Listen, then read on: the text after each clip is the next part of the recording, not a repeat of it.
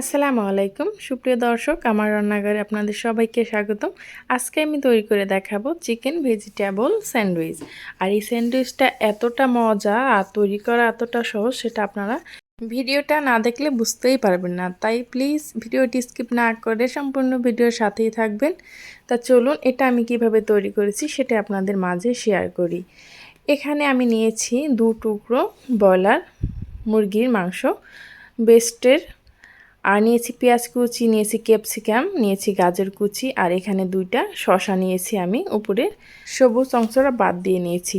আর এখানে আমার পরিমাণ মতো আমি পাউরুটি নিয়ে নিয়েছি।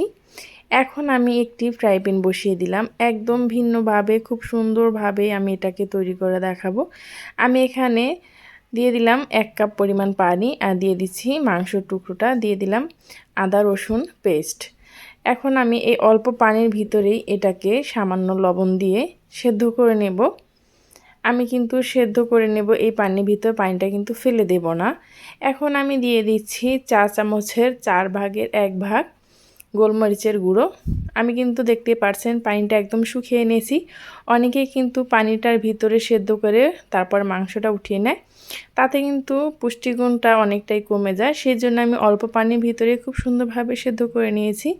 আর এখন দেখতে পাচ্ছেন একটি কাঁটা চামচের সাহায্যে আমি কিভাবে এটাকে ছিঁড়ে নিচ্ছি। আপনারা চাইলে হাত দিয়েও এই কাজটা করতে পারেন। এখন আমি এটাকে একটু হালকা ভেজে নেব, তাহলে কিন্তু খেতে বেশ ভালো লাগে। স্যান্ডউইচটা তৈরি করে কিন্তু এরকম কাঁচা মাংস দিয়ে আমার কাছে মনে হয় এরকম একটু ভেজে নিলে স্বাদটা আরও একটু বেশি বেড়ে যায়। এখন আমি এই কড়াইতে আরও একটু তেল দিয়ে দিচ্ছি। এখন আমি যে পেঁয়াজ ক্যাপসিকাম গাজরটা ছিল সেটা একটু হালকাভাবে ভেজে নেব, যাতে করে এটার ভিতরে যে একটা পানি বা ক্যাপসিকামের যে একটা স্মেল আছে সেটা যাতে চলে যায় সেজন্য। আর এটা ভেজে নেব এমনভাবে যাতে করে এটা সেদ্ধ না হয়ে যায়, আবার কালারটাও নষ্ট না হয়ে যায়। দেখতে পাচ্ছেন কতটা সুন্দর হয়েছে কালারটা, কিন্তু সেদ্ধ হয়ে যায়নি। এখন আমি মাংস আর হলো গিয়ে ক্যাপসিকাম এটা রেখে দিলাম একই বাটিতে। এখন আমি স্যান্ডউইচটা 2ভাবে তৈরি করব, সেই জন্য কিন্তু এখানে আমি 2টা পাউরুটি সেঁকে নিচ্ছি। আপনাদের দেখার সুবিধার্থে দেখিয়ে দিচ্ছি। আমরা স্যান্ডউইচ কিন্তু সাধারণত রুটিটা সাদা অবস্থায় এটা চারিদিক কেটে তারপর খেয়ে থাকি, কিন্তু এভাবে একবার খেয়ে দেখবেন, আপনাদের কাছে ভালো লাগবে আশা করি। এখন আমি যেই শসাটাকে রেখে দিয়েছিলাম সেটা গ্রেটারের ছোট যে অংশটা সেটা দিয়ে আমি গ্রেট করে নেব। আর এটা দিয়ে গ্রেট করার কারণ হচ্ছে শসার ভিতরে অনেকটা পানি থাকে, ছোট অংশটা দিয়ে যদি আমি গ্রেট করি তাহলে পানিটা কিন্তু খুব সুন্দরভাবে বের হয়ে যায়, দেখতেই পাচ্ছেন।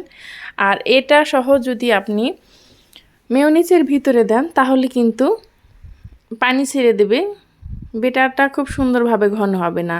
আর এই তো দেখুন আমি ঘরেই কিন্তু তৈরি করেছি মেয়োনিজ, একটি ডিম দিয়ে মাত্র। আর এই মেয়োনিজটা তৈরি করা কিন্তু খুবই সহজ। আপনাদের যদি মেয়োনিজের রেসিপিটা ভালো লাগে তাহলে কমেন্ট করে জানাবেন, অবশ্যই শেয়ার করব। এখন আমি যে সবজি এবং চিকেন শসা রেখেছিলাম তার ভিতরে মেয়োনিজটা দিয়ে খুব ভালোভাবে মিক্স করে নিচ্ছি। এ পর্যায়ে যদি আপনাদের মনে হয় যে লবণ দেবেন তাহলে চেক করে কিন্তু লবণটা দিয়ে দেবেন, যেহেতু চিকেনের ভিতরে কিছু লবণ দেওয়া ছিল। এই অবস্থায় এসে আমি কিন্তু দিয়ে দিলাম 1 চা চামচের মতো গোলমরিচের গুঁড়ো। অবশ্যই গোলমরিচের গুঁড়োটা দেবেন, তাহলে কিন্তু খেতে বেশ ভালো লাগবে। এখন আমি 2 সাইড থেকে দেখতে পাচ্ছেন কেটে নিচ্ছি। এখন যেহেতু বাচ্চাদের স্কুল খুলে গেছে, এটা কিন্তু বাচ্চাদের টিফিনে তৈরি করে দিলে বাচ্চারা কিন্তু একদম চেটেপুটে খেয়ে নেবে। আর বিকালের নাস্তায় এটা তো কোনো কথাই নেই, এটা খেয়ে 1 কাপ চা খেলেই কিন্তু একদম পারফেক্ট একটা নাস্তা হয়ে যায়। আর খুব সহজেই ঘরেই কিন্তু এটা তৈরি করে ফেলতে পারবেন। আর বাইরে এরকম একটা স্যান্ডউইচ যদি রেস্টুরেন্টে গিয়ে খেতে যান অনেকটা কিন্তু আমাদের খরচ হয়ে যায়, সেজন্য খুব সহজেই আমি কিন্তু বাসায় আপনাদের তৈরি করে দেখিয়ে দিলাম। দেখতে পাচ্ছেন খুব সুন্দরভাবে কিন্তু হয়ে গেছে। এখন আমি যে রুটিটা একটু ভেজে নিয়েছি, আর একই ব্যাটারের ভিতরে আমি দিয়ে দিচ্ছি কিন্তু টমেটো সস। এটা দিয়ে আমি আরেকটা তৈরি করে দেখাবো। এটাও কিন্তু খেতে বেশ ভালো লাগে। আমরা রেস্টুরেন্টে গিয়ে দেখা যায় সচরাচর সাদাটাই খেয়ে থাকি, এভাবেও একবার ট্রাই করে দেখতে পারেন, আশা করি আপনাদের ভালো লাগবে। একইভাবে আমি 2টা স্যান্ডউইচ কিন্তু তৈরি করে নিচ্ছি। আমার এই ভিডিওগুলো যদি আপনাদের কাছে ভালো লেগে থাকে তাহলে পুরাতন বন্ধু এবং নতুন বন্ধু যারাই আজকে জয়েন করেছেন তাদের কাছে একটি অনুরোধ রইল, আমার চ্যানেলটি সাবস্ক্রাইব করে বেল বাটনটি অন করে রাখবেন, যাতে করে যে কোনো ভিডিও আপলোড করা মাত্রই আপনার কাছে নোটিফিকেশনটি পৌঁছে যায়।